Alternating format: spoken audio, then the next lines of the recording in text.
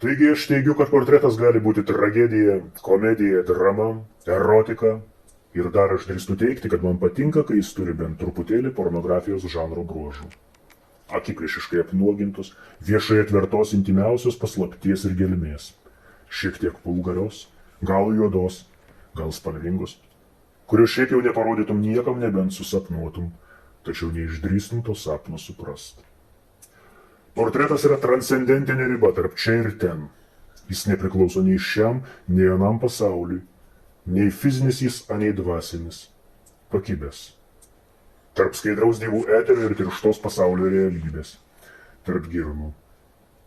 Tarpininkas su dviem apskritais ryšį tarp skirtingų dimensijų užtikrinančiais portalais, kurių rainelėse transliuojamas anapusinis sapnas, asmenybės esmės skalaujantis pasąmonės vandenynas. Bet ne vien akis. Lūpų kampučiai, skruostai, plaukai, bučiniai, pirštai, žiedai, auskarai, batai, suknelės skliautai, marškiniai, mašinos, namai, kaminai, miško kvapas, paukšteliai, gyvatė, uosto kranai ir garsai teleportuoja į chaoso tobulybę, dėja ne visuomet įkandama racionaliam protui. Todėl ir piešti ir skaityti portretą geriau užmerktomis akimis.